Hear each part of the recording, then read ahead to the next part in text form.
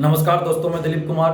दोस्तों, अभी लोकसभा चुनाव का समय है और तरह तरह के मुद्दे अभी उठाए जाते हैं नेताओं के द्वारा, लेकिन पेपर लीक का मुद्दा एक बार भी कोई नेता नहीं उठा रहे हैं। चाहे सत्ता पक्ष हो या विपक्ष, कोई भी नेता पेपर लीक के मुद्दे को नहीं उठा रहे हैं। आखिर ऐसा क्यों हो रहा है, जबकि आप सभी जानते हैं कि पेपर लीक जो है वो सबसे बड़ी समस्या है युवाओं के लिए।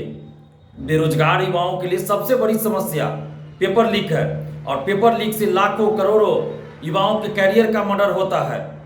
लेकिन फिर भी पेपर लीक का मुद्दा कोई भी नेता नहीं उठा रहे हैं चुनाव में। जब विपक्ष में रहते हैं लोग तो एक दो लाइन बोल के निकल जाते हैं, सरकार में रहते हैं तो कोई कार्रवाई नहीं। पेपर लीक में संलिप्त बड़े बड़े कोचिंग शिक्षक, नेता, अधिकारियों को बचा लिया जाता है। आखिर ऐसा क्यों होता है? कोई भी पार्टी, कोई भी नेता, चाहे सत्ता पक्ष का हो या विपक्ष का हो, पेपर लीक के खिलाफ सड़क पे कोई आंदोलन क्यों नहीं करते? आप बता दीजिए, एक भी नेता का नाम बता दीजिए जो पेपर लीक के खिलाफ सड़क पे कोई आंदोलन किए हो। नहीं मिलेगा आपको कोई नेता, कोई पार्टी नहीं। आखिर ऐसा क्यों होता है? ये बहुत बड़ा सवाल है कि क्यों कोई नेता पेपर लीक को चुनावी मुद्दा नहीं बना रहे हैं। क्यों कोई नेता, चाहे विपक्ष में हो या सत्ता पक्ष में हो, पेपर लीक के खिलाफ कभी सड़क पे आंदोलन नहीं करते? वजह है, एक ही वजह है। यही वजह है कि जो बड़े बड़े कोचिंग संचालक, बड़े बड़े अधिकारी, नेता जो पेपर लीक में संलिप्त रहते हैं, जो सेटर है, दलाल है, वो सभी पार्टी के नेताओं को पैसा पहुंचाते हैं। सभी पार्टी के नेताओं को पैसा पहुंचाया जाता है और यही वजह है कि कोई भी पार्टी या किसी भी पार्टी के नेता पेपर लीक को चुनावी मुद्दा नहीं बना रहे हैं और ना ही कोई नेता पेपर लीक के खिलाफ सड़क पे कभी आंदोलन करते हैं। आप देखिए, कोई भी गठबंधन की सरकार बिहार में रही हो, चाहे महागठबंधन की सरकार रही हो या एनडीए की सरकार रही हो, सभी गठबंधन की सरकार में पेपर लीक होता रहा है। जब भी पेपर लीक होता है हम लोग विरोध करते हैं, आंदोलन करते हैं, परीक्षा रद्द हो जाती है, कुछ लोगों को पकड़कर जेल भेज दिया जाता है। लेकिन बड़े बड़े शिक्षा माफियाओं को, जो बड़े बड़े सेटर हैं, दलाल हैं, जो बड़े बड़े कोचिंग शिक्षक हैं, जो बड़े बड़े अधिकारी हैं, बड़े बड़े नेता हैं, उन लोगों को बचा लिया जाता है। चाहे कोई भी सरकार हो, किसी भी गठबंधन की सरकार हो, आप देख लीजिए, बड़े बड़े नेताओं को, बड़े बड़े कोचिंग शिक्षकों को, यानी बड़े बड़े शिक्षा माफियाओं को बचा लिया जाता है। हर बार यही होता है। 67वीं बीपीएससी पीटी पेपर लीक में भी यही हुआ, सिपाही भर्ती पेपर लीक में भी यही हुआ, अभी आप देखिए TRE 3 पेपर लीक में भी यही हो रहा है। इससे पहले फूड कॉर्पोरेशन हो या LRC अमीन बहाली हो, हर में आप देखिएगा बड़े बड़े लोगों को बचा लिया जाता है पेपर लीक में। आखिर ऐसा क्यों होता है?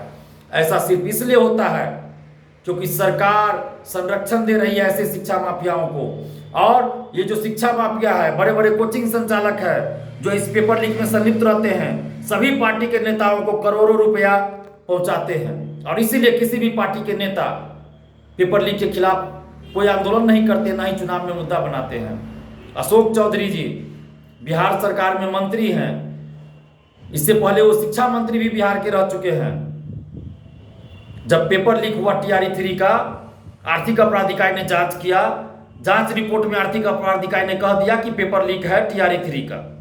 उसके बाद एक शिक्षक जाके अशोक चौधरी से मिलते हैं और उसके बाद फिर अशोक चौधरी जी का क्या बयान आता है कि कोई पेपर लीक नहीं हुआ है, बीपीएससी में कोई पेपर लीक नहीं हुआ।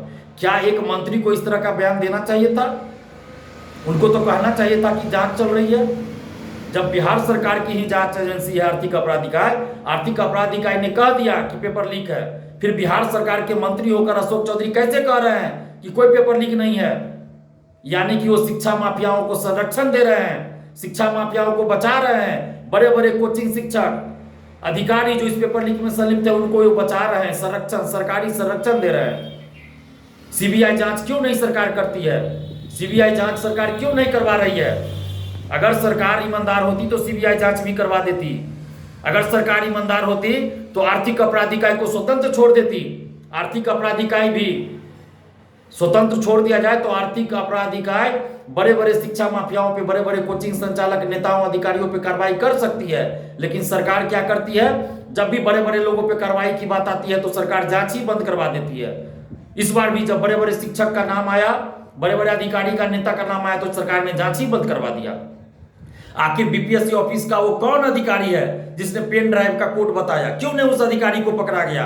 किस बीपीएससी के किस अधिकारी ने या किन किन अधिकारियों ने ये फैसला किया कि प्रतिबंधित जो प्रतिबंधित है प्रिंटिंग प्रेस, उसी को क्वेश्चन की छपाई की जिम्मेवारी दी गई। उन अधिकारियों पे कार्रवाई क्यों नहीं हुई? 67वीं बीपीएससी पीटी पेपर लीक में जब ये बात आया कि ओएमआर शीट बाहर ले जाकर रंगवाया गया, मेंस की कॉपियां बाहर ले जाकर लिखवाई गई, तो बीपीएससी ऑफिस के अंदर कौन थे वो अधिकारी या कर्मचारी जिसने ये काम किया? क्यों नहीं आज तक उसको पकड़ा गया? तो आप देख रहे हैं कि सरकार के द्वारा भी बड़े बड़े शिक्षा माफियाओं को लगातार बचाया जा रहा है। और इसलिए इस चुनाव आप लोग नोटा बटन दबाइए, इस चुनाव नोटा बटन दबाइए सभी लोकसभा क्षेत्र में। समस्तीपुर लोकसभा क्षेत्र में अशोक चौधरी की बेटी को हराइए, हेलीकॉप्टर छाप को हराइए। उसके लिए आपको जिसको वोट देना हो दीजिए समस्तीपुर में, क्योंकि अशोक चौधरी जी ने कहा कि कोई पेपर लीक नहीं हुआ और अशोक चौधरी जी की बेटी का कोई सामाजिक कार्य नहीं है, छात्र हित में कोई कार्य नहीं है, तो किस उद्देश्य से उसको वोट दिया जाए, किस लिए दिया जाए? इसलिए अशोक चौधरी की बेटी की जीत का मतलब शिक्षा माफियाओं की जीत होगी और करोड़ों बेरोजगार युवाओं की हार होगी। और अशोक चौधरी की बेटी की हार करोड़ों बेरोजगार युवाओं की जीत होगी, शिक्षा माफियाओं की हार होगी। इसलिए समस्तीपुर में आप अशोक चौधरी की बेटी को हरवाइए, उसके लिए जिसको वोट देना हो दीजिए, और बाकी 39 लोकसभा क्षेत्र में आप नोटा बटन दबाइए और अपना पावर दिखाइए, स्टूडेंट पावर दिखाइए, यूथ पावर दिखाइए। धन्यवाद, जय हिंद।